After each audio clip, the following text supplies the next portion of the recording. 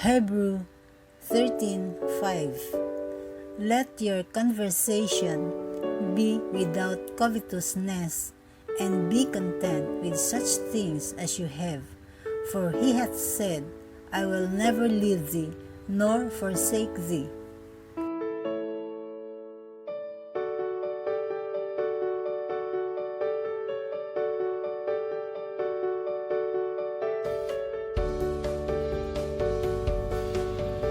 Jeremiah 29:11. For I know the plans I have for you, declares the Lord, plans to prosper you and not to harm you, plans to give you hope and a future.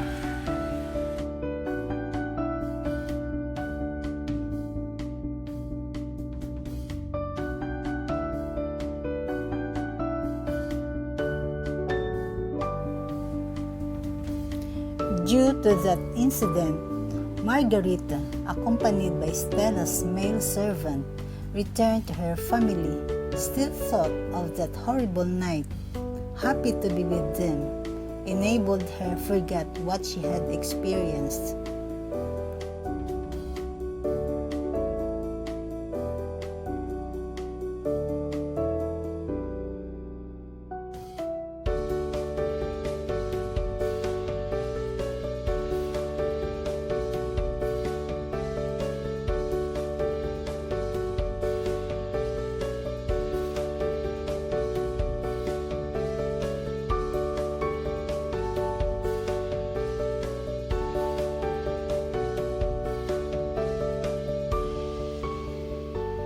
Enrolled and studied again grade 5 at Matina Aplaya Elementary School, Davao City. Later on, they transferred to Lanang, Agdao, Davao City. Frank continued working in the Muslim area, and siblings missed him a lot and had their own world as kids.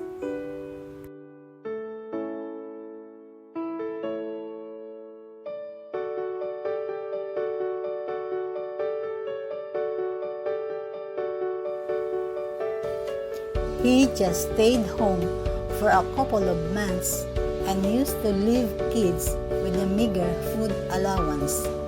Kids owed a few necessities from the small sari-sari store. Frank paid it all when he arrived.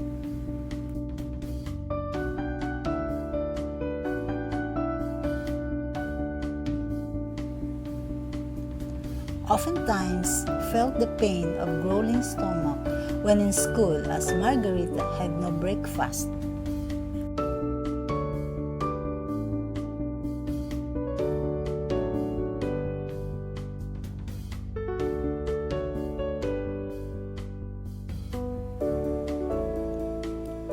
Walk on sway, faulty wooden bridge, below black deep mire, while she's reviewing class lesson and memorizing long poem.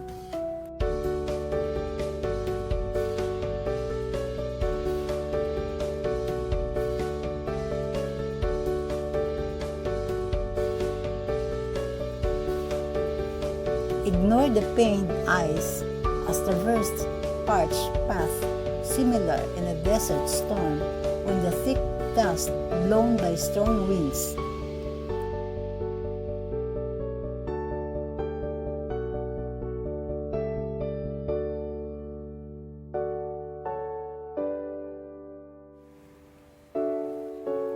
In class, she kept on thinking where to eat lunch.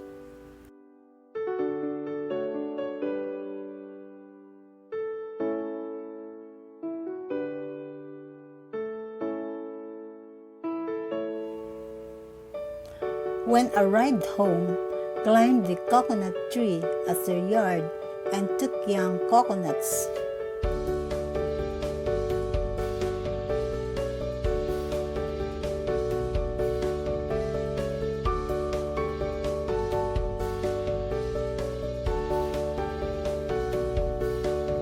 Sometimes she bought cheap ripe green bananas for 5 centavos to fill an empty stomach.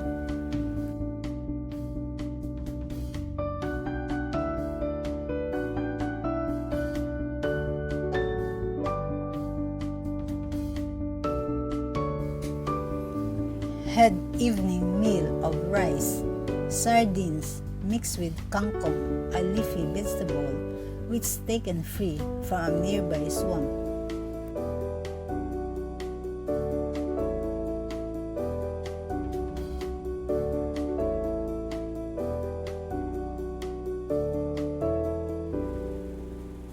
Siblings seem abandoned by their father, but it's just an unavoidable circumstance.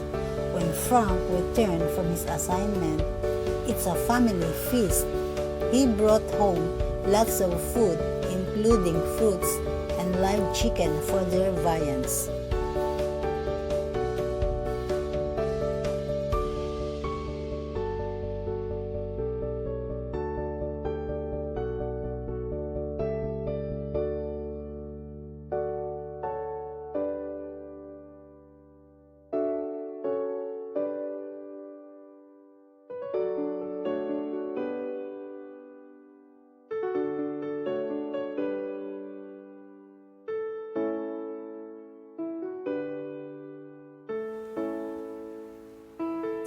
The kids in the neighborhood also assembled in their house for Margarita told the story of the magical bird, Ibong Adarna.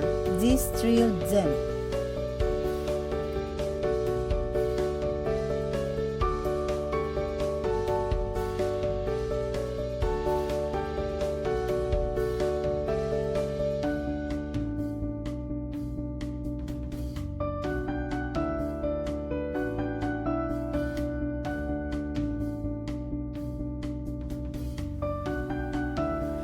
The long search of Sophronio was over, since he already located Frank's new residence, stayed again with the family, and he let them enjoy so much his company to win their hearts. It was his tactic for their kidnap.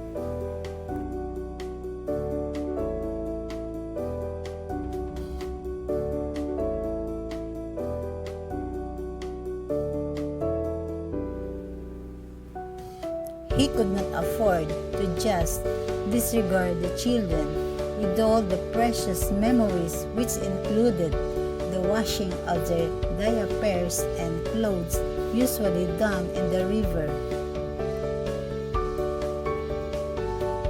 Assisted the family from the time his nephews and nieces were barely suckling infants up to the demise of his sister and thenceforth.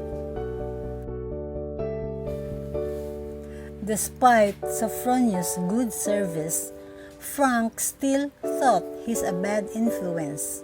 He pulled out Sophronio away from the children in an unexpressed or secret manner.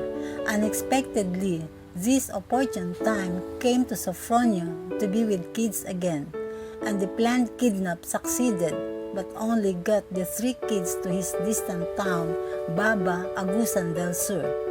Frank weakened when he knew Sophronio took away June, Angel, and Rudy.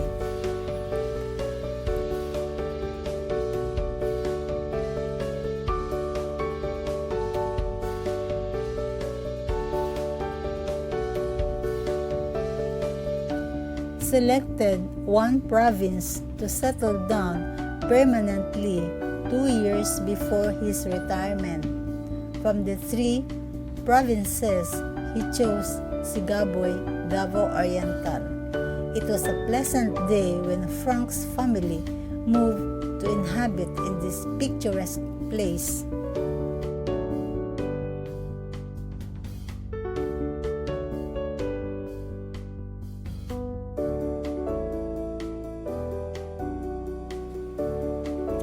Kids attracted to its river with batik-batik stones of different colors beneath the alluring greenish sky blue water.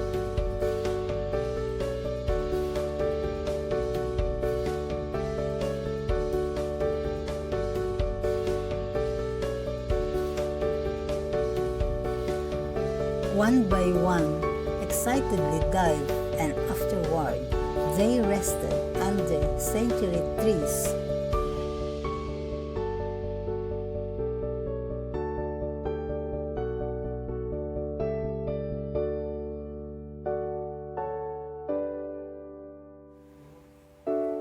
Here, they live in a small, typical house of the countryside which is made up of light materials, bamboo, nipa, and wood.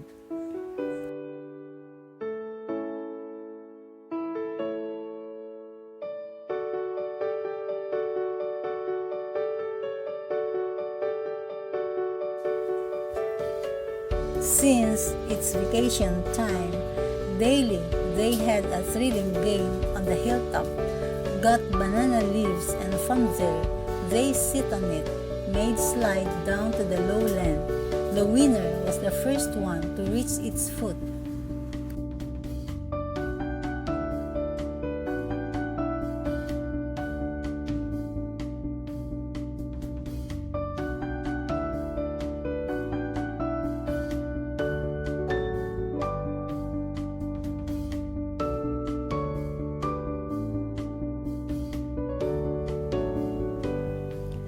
During the stillness of the night, wherein could only hear the sounds of different creatures, Pia at the same time was being serenaded by admirers.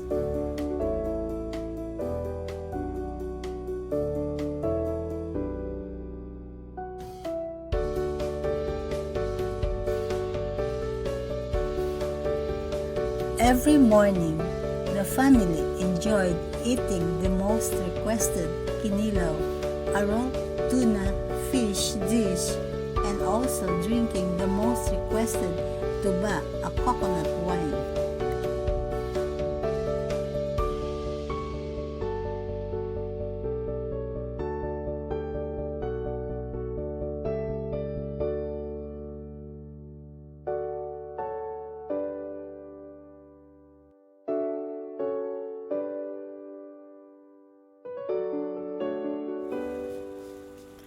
Meanwhile, Alex had his own life with the fishermen.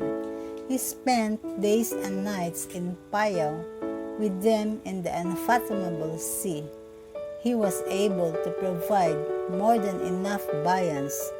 Frank gratified Alex because, as 10 years old, braved the violent seas just to provide fish or food for the family.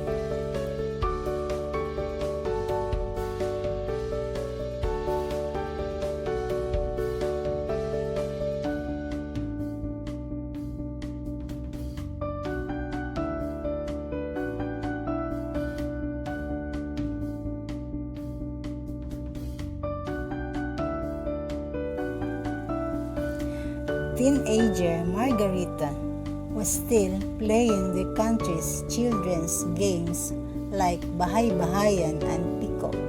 When the moon's whole disk illuminated, the children and adults played together a street game while the youth did hide and seek.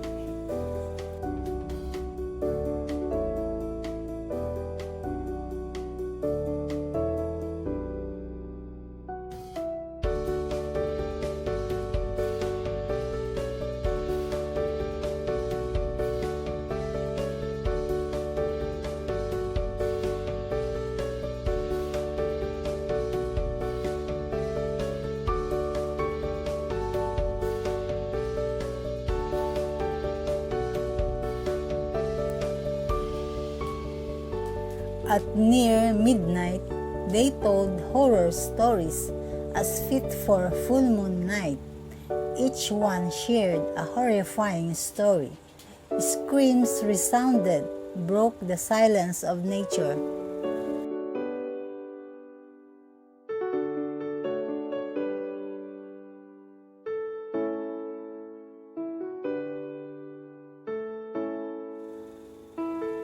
On the other hand, Margarita cooked balikutsa, a coconut milk candy, for their snack.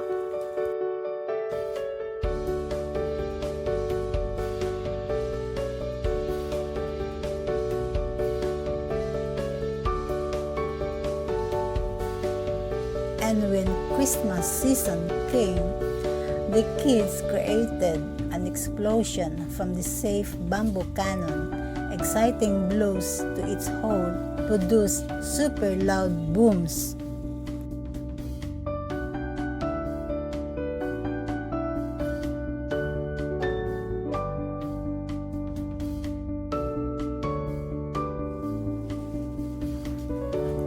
grade 6 at Sigaboy Central Elementary School, and she won nice friends. One of them was a classmate, Leticia. Went with her and liked the hut where she lived, which similar to a petite, artless woman environed with juicy men of fruit-bearing trees in full ripe.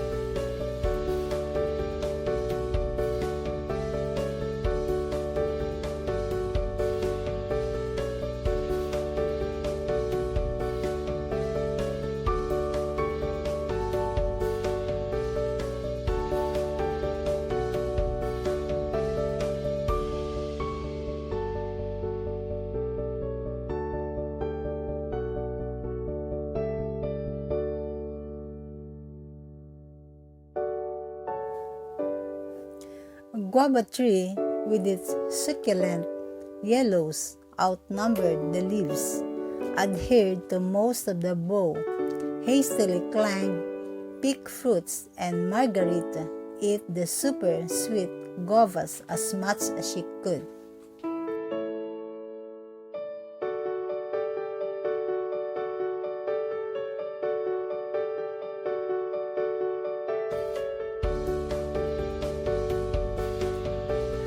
Sigaboy taught Margarita how to appreciate simple things. The family ate locally grown food.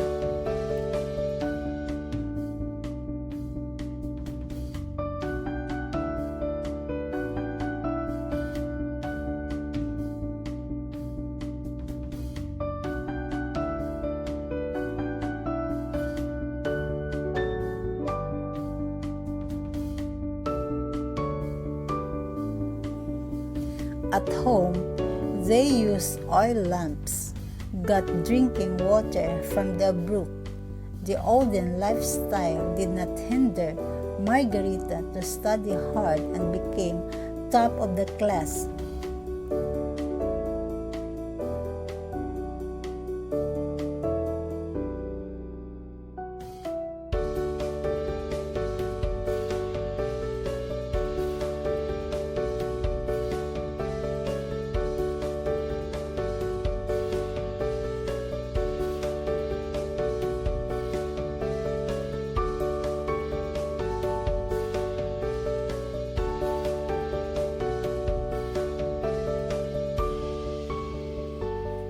Elementary graduation day was drawing near.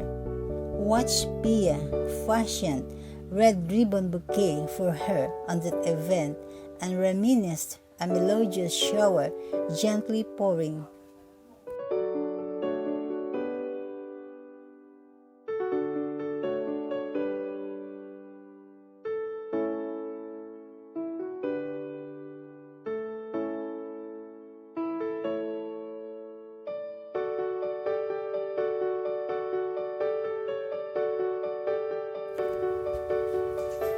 Graduated elementary, smiling yet with teary eye was shown on sentimental Margarita's face while singing this graduation song.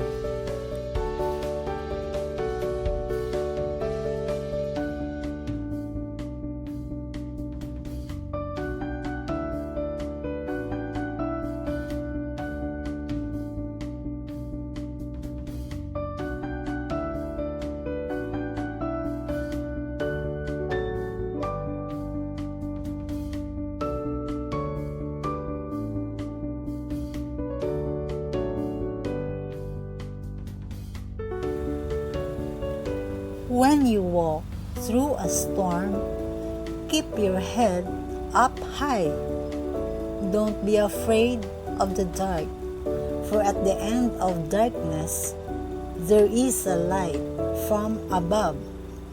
Just walk on, walk on, walk on. Through the wind, walk on. Through the rain, walk on. Walk on with faith in your heart, and you'll never walk alone.